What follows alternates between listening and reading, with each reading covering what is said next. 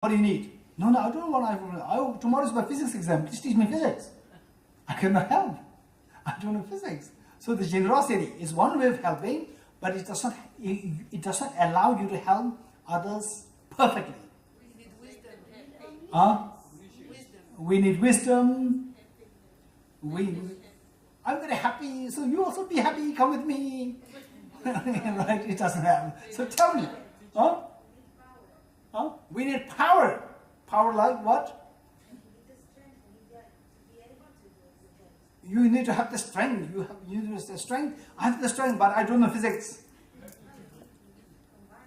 Okay, we need a combination. We need three things, right? In order to really be able to help all others, we should have three perfect things. From your side, should have three things.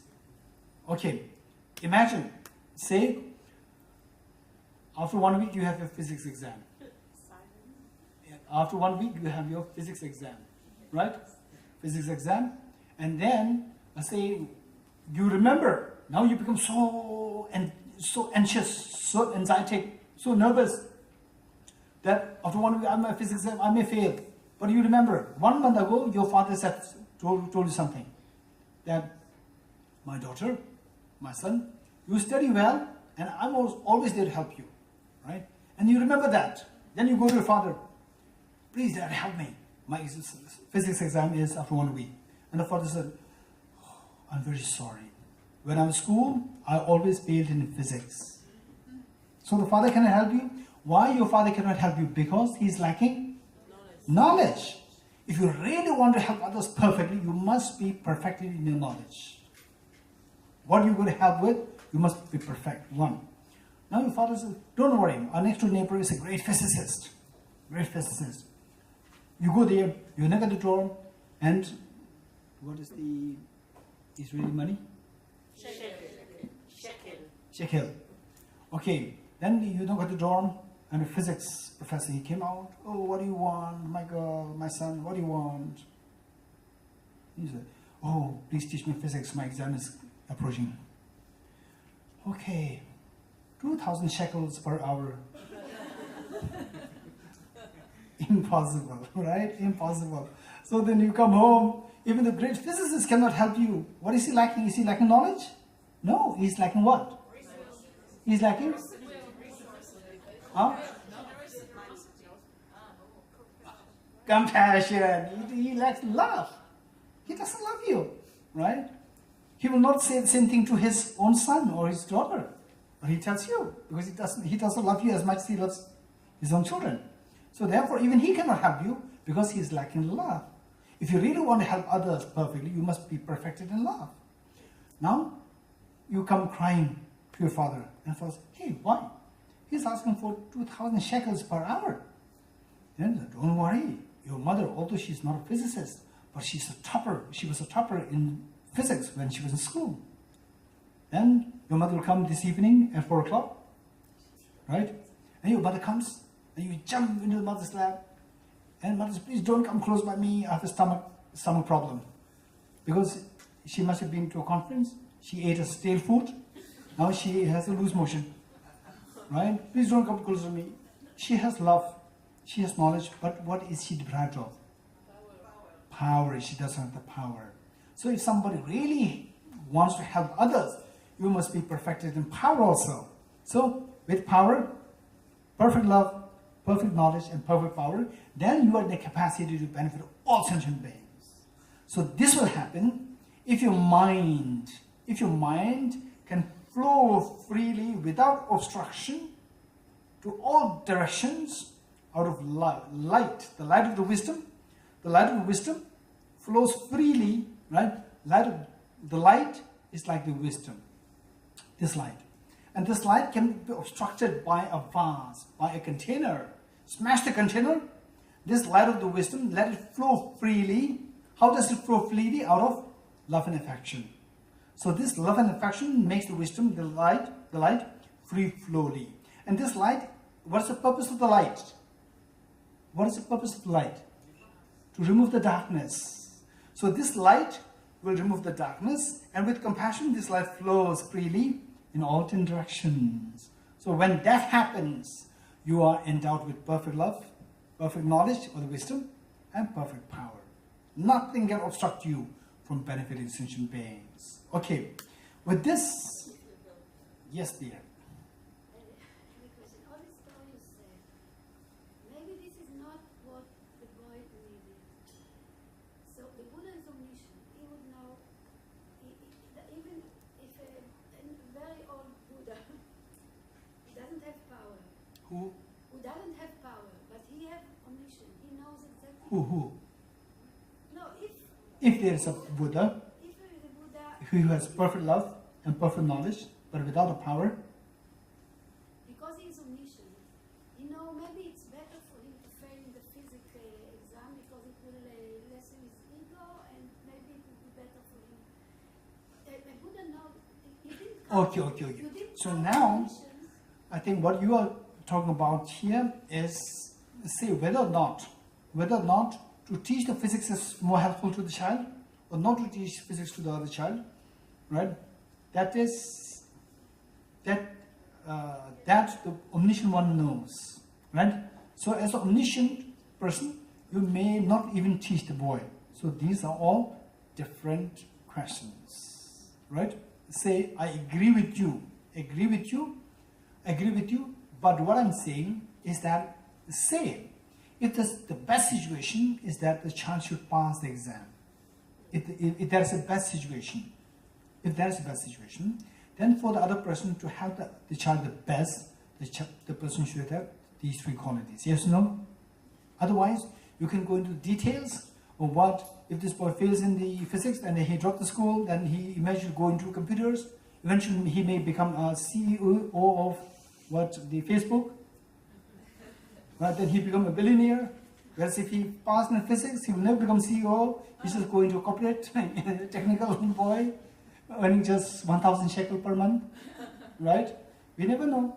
That's what omniscients know. Okay, that is a different question. Why you didn't count the omniscient in the thing? So that is perfect knowledge. Perfect knowledge is the one which has perfect knowledge of every phenomena. That is omniscience. Okay. Perfect knowledge help him know if he needs to fail or succeed. Perfect knowledge can help him know if he needs to fail or succeed. So Exactly. what's the best for him? Yes.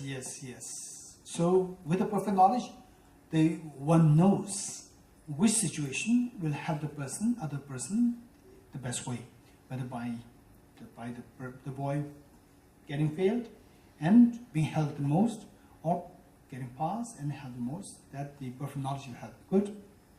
Is there any premature condition that the child should stay in by being silent, simple, and slow in order to receive the knowledge of the physics?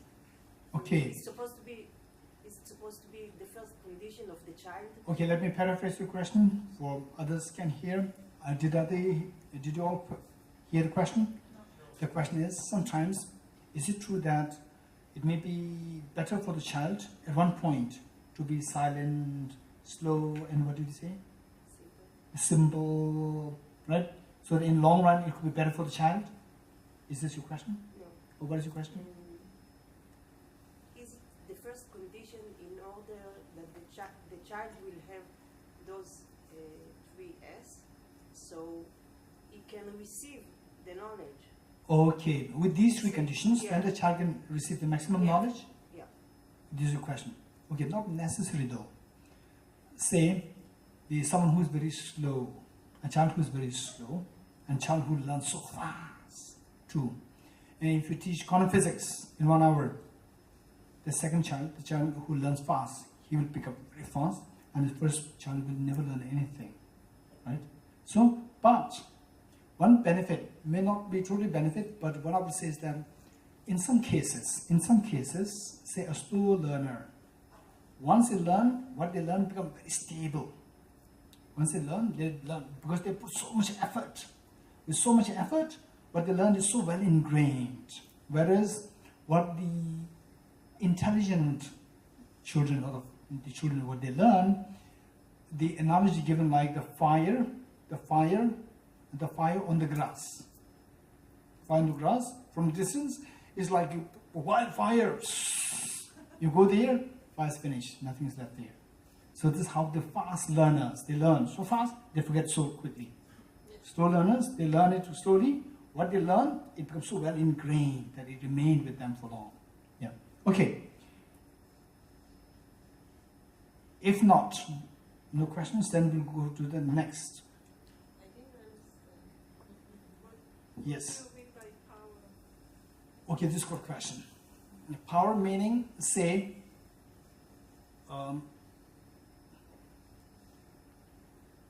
power meaning, say,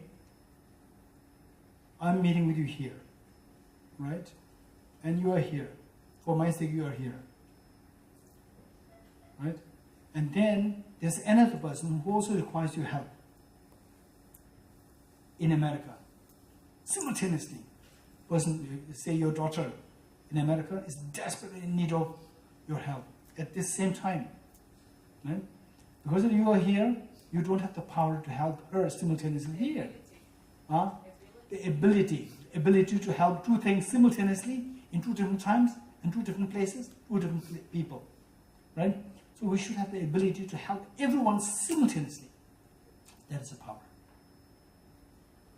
You were talking about three things, the power, the love, the knowledge, in order to help everybody at the maximum. Yes. Who has it? Okay. So now this is what I meant by don't accept easily, don't reject easily. Don't forget it. I said it already. It is easy to say nobody has it. It's very easy to say. Very difficult to say yes, somebody has it. It's very difficult to say. Once somebody says that yes, somebody has it, now it is time for you to maintain openness in your mind. Oh, it might be possible. For me to say that no one has it is easy. But that person saying, yes, somebody has it, right?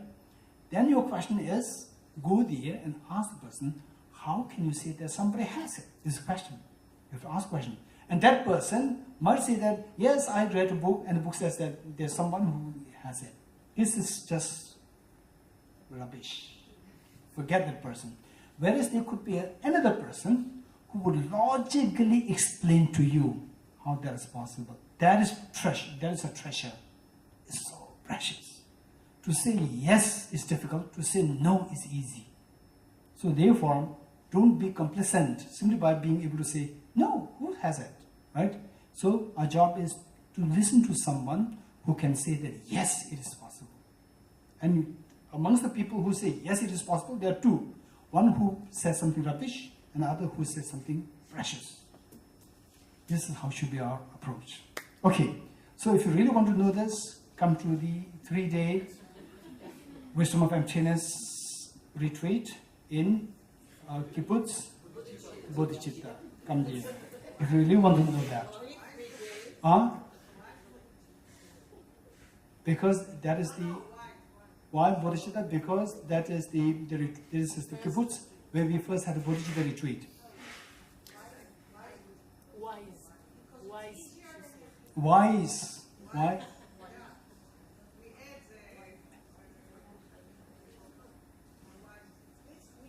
This wise approach. Exactly. Okay. Any more questions?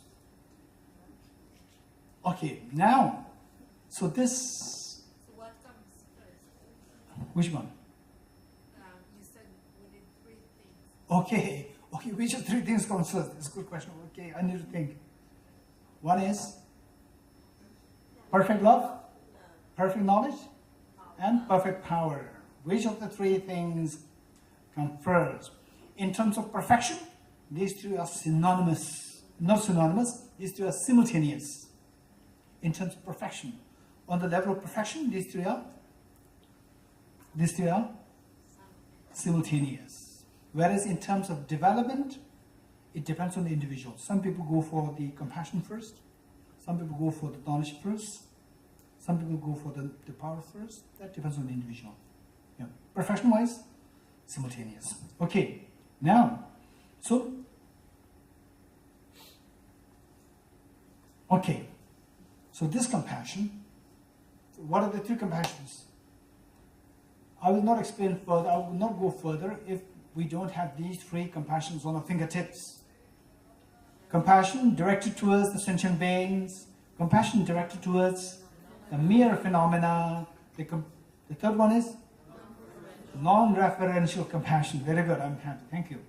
Okay, the first one is a very simple compassion which we have. Say for example, someone who is able, of course, it may not be as simple as what I'm saying, right? It can be amazingly courageous, intensely courageous compassion, but it may not be as simple as what I'm saying. Still, that can fall under the first category, simply because you see the suffering in the other person. Simply because you see the suffering in the other person.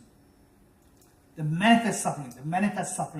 You see the manifest suffering in the other person. Generally speaking, people can feel compassionate, even though you may not know the person so well, you may not be trained. Still, you feel compassion, and you may, shed tears. These things can happen. So, any compassion directed towards another person, without complementary intelligence involved, without complementary wisdom involved. Okay, any compassion directed towards the sentient beings, which is not complemented by sophisticated wisdom. Okay, you may be wondering, what is sophisticated wisdom? I know this. Okay, so the sophisticated wisdom, by this, I want to refer you to the second and the third compassion. What is the second compassion? Compassion directed towards the mere phenomena, and the third one is non-referential compassion. Okay, if you know the second and the third, then the first becomes easy. First, let's go to the second and third. Okay. This great author, Bodhisattva Chandrakirti, Acharya Chandrakirti, in this text, he gave a very beautiful analogy. Imagine a very clean pond, very clean lake, and it is in spring.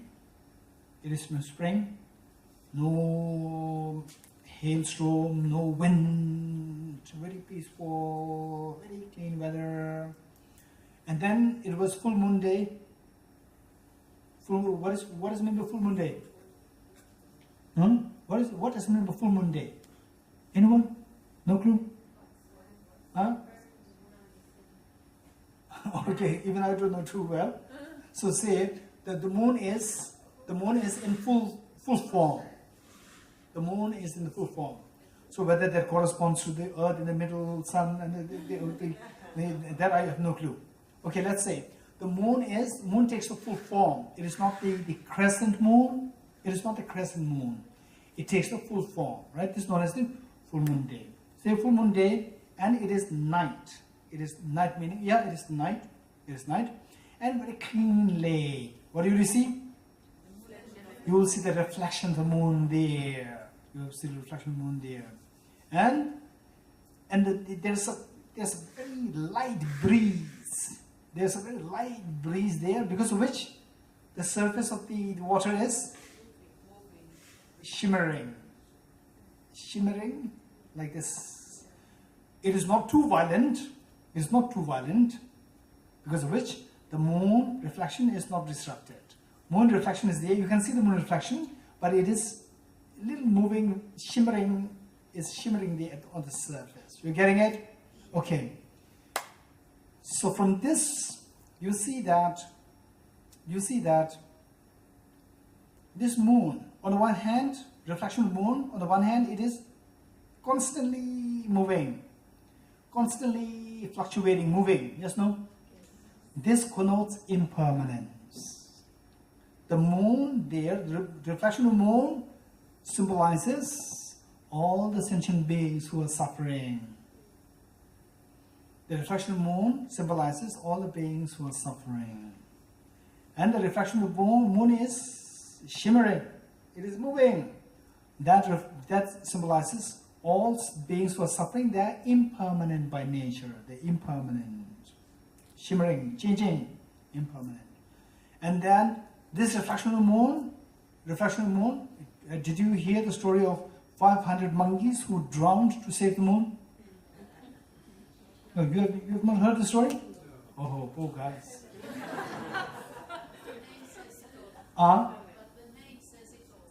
Yes, it's very simple now, right? You now already know the story. So the moon, no, the monkey, one monkey, head of the monkey, leader of the monkey, saw the moon reflection in the air, and he was so worried. Now the moon from the sky has dropped into the ocean and down in the lake, and the moon is dying. So he wanted to save the moon, right? So he asked the help of the remaining monkeys, 500 monkeys. They all grabbed one each other and to go down in chain. Finally, they all fell into the lake and all died, right? So why did they die? Tell me. Huh? No, don't philosophize. Don't philosophize. Just tell me very directly. Why did they all these monkeys die? Because they did not know to sleep and they had to swim, right? Okay, that's true. That's true. That's true. They didn't know to swim. Okay, that's also true. That's true. So if they didn't know how to swim, why should they go into the stream? That's why they help each other. Huh? That's why they help each other. Exactly. Very good. Thank you. Very good. You are very intelligent. Okay. So they cannot swim. It's clearly indicated by they being held each other. So this does not require that to be that. Very good. Thank you. So now tell me, why did they then die there? They thought the moon was really in the water. Sorry? They thought the moon was really in the water. Exactly. They try to rescue. They try to rescue the moon. Huh? Their act was based on an illusion. Exactly. Their act of going there was based on ignorance. What ignorance? What ignorance? They had the thought that the reflection is the real moon. Yes, no? Okay. So with this, the reflection of the moon is just a reflection. It's not a real moon. Right? Now, this reflection of the moon has two characteristics. One is that it is impermanent, shimmering. Number two, it's just reflection. It's not a real moon. It's empty of being a real moon. Yes, no? Okay. Yes, but there is a substantial real moon. Yes, that's not in the lake. It's up there. Right? It's up there. It's in the lake. Yeah, okay. But Oh, you're very good. but Yes. but there is a distinction between the Real moon? which reflects and is an illusion. Exactly. So now, for this, say to make a very fine distinctions, like all these questions must come up. These questions must come up in order to understand it more profoundly. You're getting it? For the time being, say again is about illusions. Illusions about which of the three phases? One is the bodhicitta, number two is the four immeasurables, number three is three phases of retreats in Israel. One is the bodhicitta retreat, which we already finished. Number two is four immeasurables, happening now. Number three is wisdom. So those with all these questions, you must come to the wisdom retreat. Right? For the bodhicitta, for the kibbutz bodhicitta. Come there. Okay. All these questions are so precious. Only if you can solve these questions by studying all these things and then being able to solve all these complicated questions, only then your understanding will be complete.